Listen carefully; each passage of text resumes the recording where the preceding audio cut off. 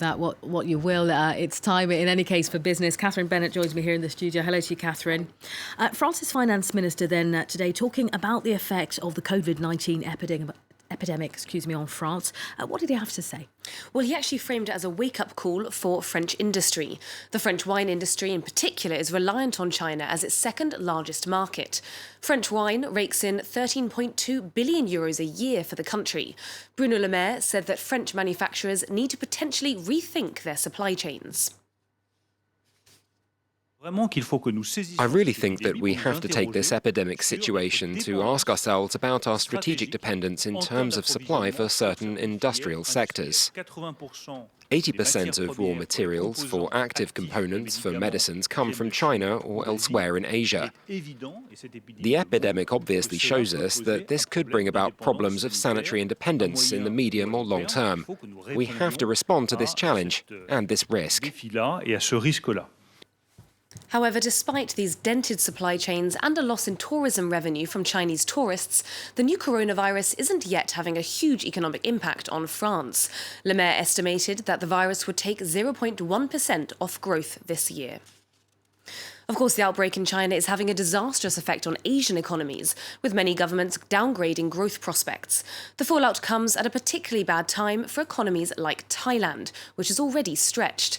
Now, tourism, which the country depends on, has fallen by more than 40%. Naomi Lloyd has more. It's high season at Thailand's Pattaya Beach, but right now you wouldn't know it. The resort, like many others across the country, has been hit by the knock-on effects of China's coronavirus outbreak. I may have to choose to close the shop and go back home temporarily until the tourists come back, but I don't know what will happen. In the first week of February, the number of tourists visiting Thailand fell by 43%. Most dramatically, the number of Chinese tourists dropped by 86%. Beijing has stopped all tour groups from leaving the country in a bid to halt the spread of coronavirus. A huge blow for Thailand, whose tourism sector depends heavily on the 11 million Chinese travellers each year. For the few tourists remaining, there was some optimism. To avoid being affected by coronavirus, everyone is staying at home and the impact is bad. But after a period of time, they will come back to Thailand. But right now, the Thai economy is already under strain, with growth weighed down by budget delays, drought and a relatively strong currency. The government has lowered its growth outlook to 1.5 to 2.5%, down from a previous projection of 2.7 to 3.7%, with the loss in revenue from foreign visitors expected to be as much as €14 billion. Car sales in China fell 92% in the first half of February as the COVID-19 virus continues to batter the country's economy. Car dealerships have been closed to stop the spread of the virus, and many would-be buyers are staying at home. Earlier this month, however, the Chinese carmaker Geely Auto just introduced a contactless service, meaning that customers can order their cars online and have them delivered straight to their homes. Let's take a look at how the markets are reacting to all this. Stocks in the US in the red across the board after an increase in new coronavirus cases. The Dow Jones fell almost 1%, the S&P 500 also trading lower, down over 1%, and the Nasdaq dropping almost 2%.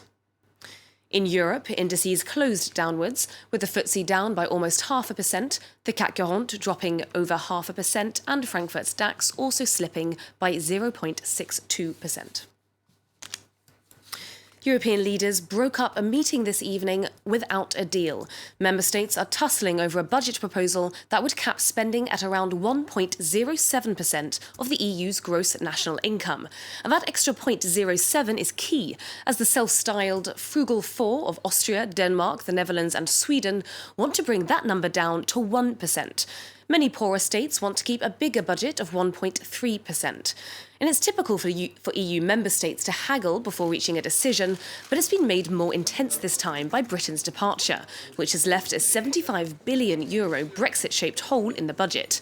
France and Germany have been in the middle of warring blocs, trying to find a compromise, something that just wasn't going to be possible by the end of the day. French President Emmanuel Macron reportedly remarked wryly that the EU didn't need Britain to show disunity. Here's Macron speaking just after the meeting was disbanded. So we've ended the European Budget Summit concerning our financial perspectives in disagreement. We haven't managed to find a solution over these 2 days and night of work. I deeply regret that. Now for some business headlines for you. Investment banking revenue has fallen to its lowest level in over a decade, triggering increasing job cuts, according to new research. The combined revenue of the world's 12 largest investment banks was down 4% year-on-year in 2019. Almost 3,000 employees were laid off as a result. It marks a contrast from record profitability in other areas like consumer banking. Many of the world's major banks are trying to divert their business away from trading and investment banking, as they're seen as too risky a sector. New Mexico's Attorney General sued Google this week. The lawsuit says the tech giant is illegally collecting children's personal data. It alleges that Google's education software used by children, teachers and parents enables the company to spy on children and collect information like their physical location, what they've read and watched, and even their saved passwords and contacts. Google has called the claims factually wrong. Data is, of course, a hot-button topic for tech companies, and Facebook is actually offering to pay users to use their personal data. Facebook wants your voice, which will be used to train the speech recognition system for Facebook devices. Tech companies came under fire last year when it was revealed that they were using their users' voice recordings without consent. Barclays Bank has scrapped a highly criticised tool that tracked how much time employees spent at their desks. It was rolled out only last week, and now the bank says it's getting rid of it. The computer monitoring system sent warnings to those who were offline for too long. Dubbed the Big Brother software, it was criticised by privacy campaigners, not to mention the employees themselves, who said that they were afraid to even get up for toilet breaks, as they didn't know what impact that would have on their statistics. Certainly not the nicest work environment to be in, I think.